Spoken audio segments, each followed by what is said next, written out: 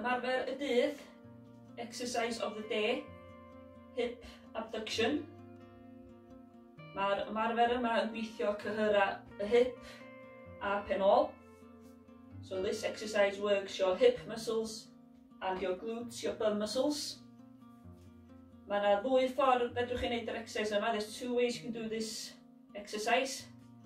Sefyll i fyny, standing up, neu gorwar ar llawr ar eich ochr, or you can do it on the floor, on your sides, yn gwneud yr un symudiad by doing the same movements.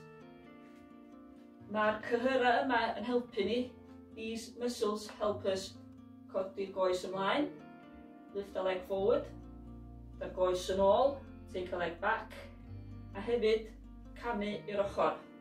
It also helps us step to the side.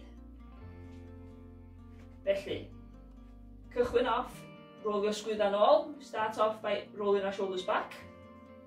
Tynnu bol i mewn, pull the belly in.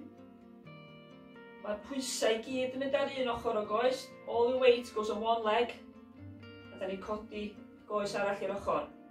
And we lift the other leg to the side and bring it back in. Dod o'n ôl i fewn.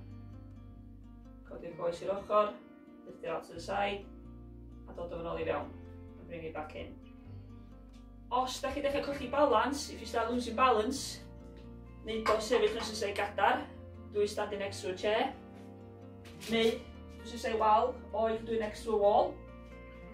Felly, os da chi'n neud sysau wal, pwyso mynd ar y goes. Peidiwch â pwyso ar y wal. Pwyso ar y goes, mae'r llaw chi jyst yn twtsiad y wal. Mae'r goes yn codi'r ochr.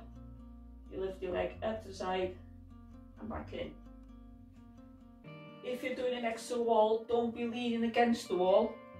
Just stand next to it. Make sure you can just touch it. The wall's there for you. All your weight's on one leg.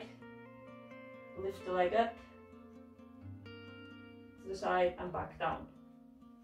So fel, da ni'n codi'r goes i'r ochr. As we lift the leg to the side, da ni'n gweithio cyhyra hip a penol.